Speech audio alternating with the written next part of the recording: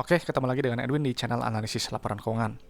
Untuk kali ini saya bahas Trimitra Transpersada ya, BLOG, blog, kita lihat kinerjanya berdasarkan laporan keuangan 2025 Q3-nya dari sudut pandang saya. Kalau teman-teman ada analisis yang lebih lengkap, lebih akurat, langsung aja tulis di kolom komentar ya, supaya teman-teman yang lain juga bisa baca. Oke, kita langsung ke analisis. Nah, untuk blog ini saya lihat sih memang dari data yang saya kumpulkan, saya tidak menemukan adanya riwayat bagian dividen ya. Jadi buat saya kalau nggak ada riwayat bagian dividen seperti ini, artinya kurang menarik kalau buat saya ya. Jadi close saja laporan keuangannya, cari emiten lain. Buat saya penting ya perusahaan itu harus bagi dividen. Kenapa? Karena perusahaan yang bagi dividen itu adalah perusahaan yang memang sudah terbukti profit dari bisnisnya dan juga punya kondisi bisnis yang sehat gitu ya. Jadi kalau misalnya nggak bagi dividen, bisa jadi perusahaan tersebut cuma untung di atas kertas saja, atau mungkin ada masalah sama bisnisnya gitu ya, atau mungkin cuma memperkaya owner perusahaannya aja yang biasanya merangkap sebagai komisaris dan direksi ya. Jadi untuk blog ini saya rasa masih belum masuk kriteria saya, cuman nggak apa-apa ya, kita ini kan saham request jadi kita bahas. Oke, di sini satuannya rupiah penuh, kita udah ubah. Sekarang kita lihat dulu untuk kas tarakas ya. Sebentar, zoom out dulu sedikit. Nah, ini kita harus lihat kas tarakasnya, karena kas tarakas ini adalah jumlah uang yang ada di dalam dompet perusahaan. Jadi si uang kas ini punya fungsi untuk bayar operasional, ekspansi usaha, dan juga untuk bayar pinjaman ke bank ya.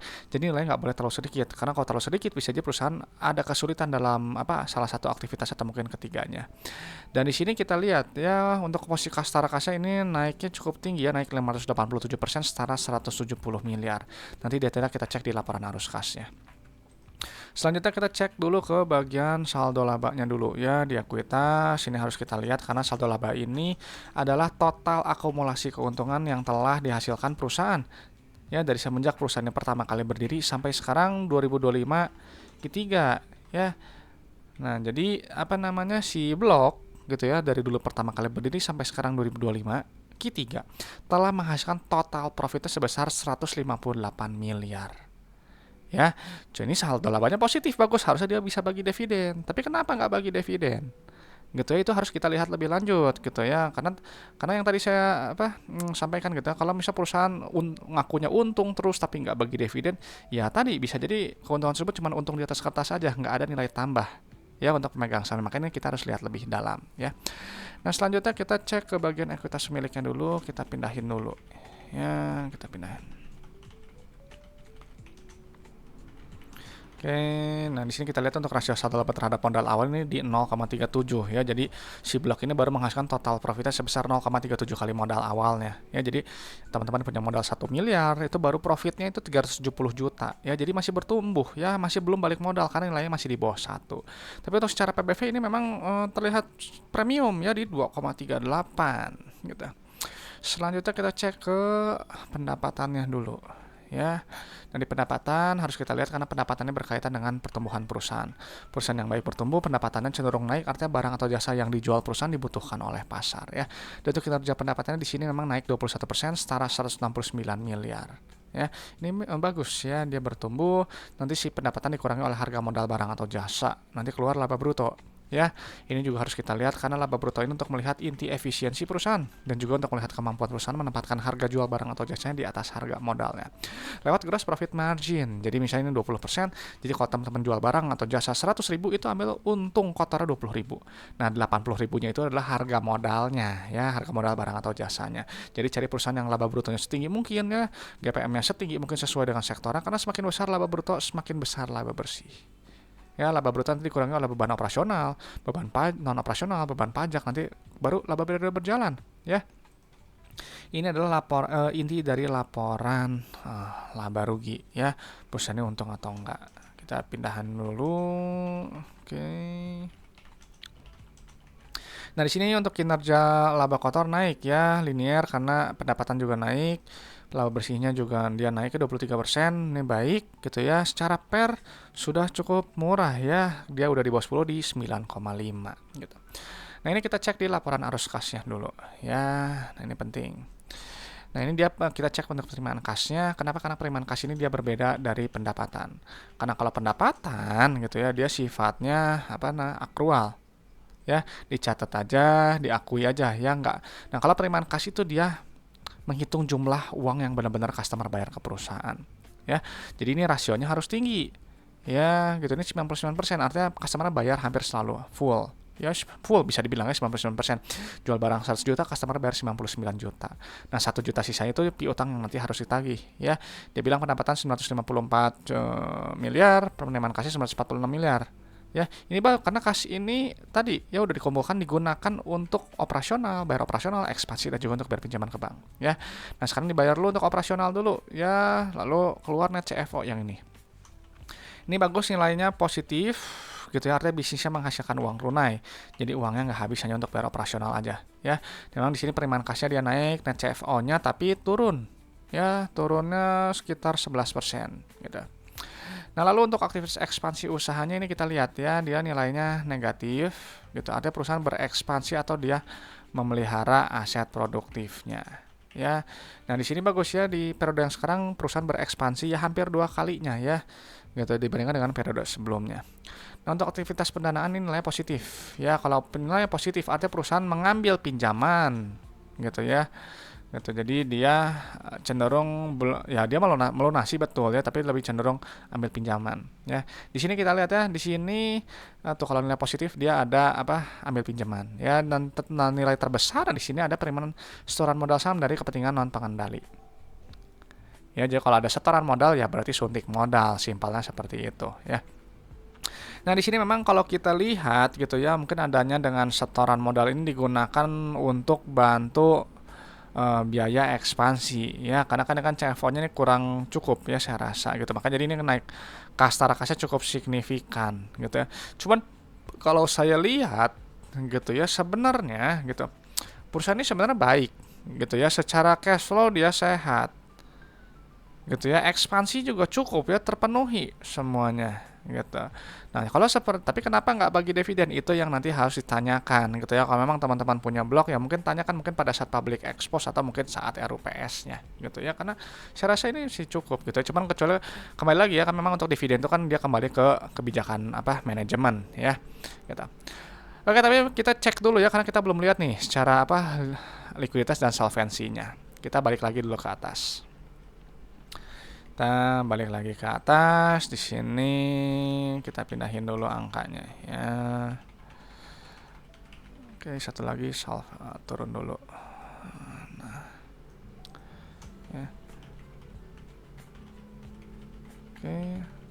Oke, di sini kita lihat tuh, ini rasio lancarnya juga sehat ya, tinggi di 2,32. Rasio kas juga kuat di 1,4 ya. Lalu untuk short term debt-nya di sini ya paling ada utang bank sama ini aja ya, pembiayaan konsumen. Kita jumlahkan dulu aja yang dua ini. Ya, satu lagi yang sebelumnya.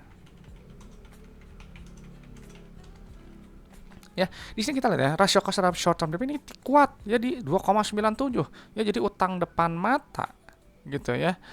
67 miliar. Tapi uang di dompet ada 199 miliar. Jadi dengan mudah bisa dilunasi. Tapi kalau misalnya kita berkaca di tahun buku 2024-nya gitu ya. Ini kita lihat ya. Ini lemah, secara likuiditas ini lemah ya. Jadi meskipun ininya baik gitu ya. Tapi gitu ya, kalau kita lihat dengan cash to short term debt ratio-nya ini 0,58 gitu. Jadi dia ada kutip mungkin ada harus lebih mengutamakan untuk pelunasan utangnya dulu gitu. Karena apa, lihat nih, uang kas di dompet 29 miliar, tapi utang depan mata yang harus lunas dari setahun, kurang dari setahun, itu 49 miliar gitu. Jadi mungkin ini yang bisa jadi tekanan kenapa si blok ini dia nggak bagi dividen ya. Ini saya hanya lihat dari 2024 aja, jadi kok tahun sebelumnya silahkan dicek ya secara mandiri gitu. Jadi ini bisa diduga sih dari situ ya. Jadi mungkin fokusnya masih ke pelunasan gitu. Tapi memang secara likuiditas juga ini juga lemah gitu ya, kurang begitu kuat. Nah sekarang kita cek ke liabilitasnya dulu ya, DER-nya ini kita pindahin dulu. Oke ya, ini kita lihat DER-nya masih rendah ya di 0,72. Ini masih bagus, tapi untuk long term debt to equity ini kita jumlahin dulu ya.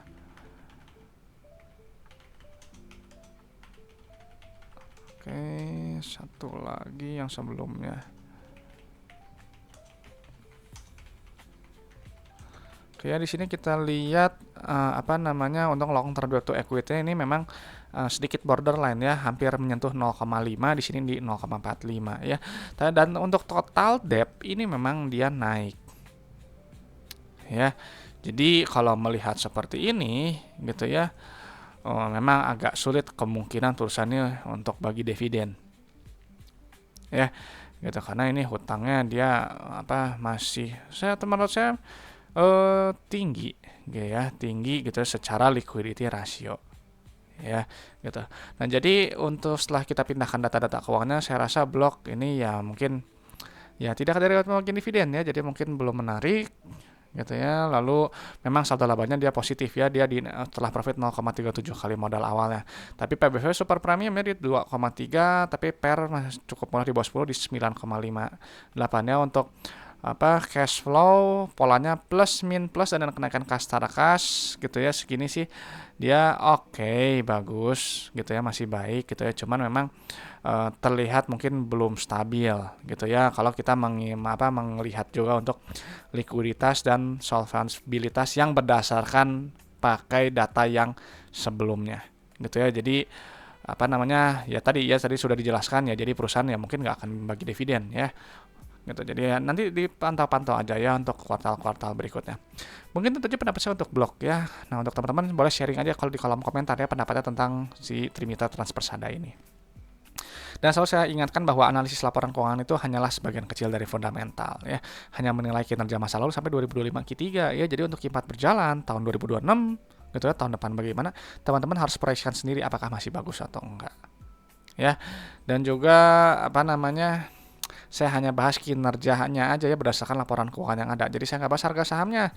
Ya, jadi kalau naik turun harga sahamnya gimana saya nggak tahu ya, itu kita kembalikan aja ke market gitu ya. Jadi yang request blog kalau nggak salah nanyain kenapa perusahaan ini harganya naik tapi nggak bagi dividen ya.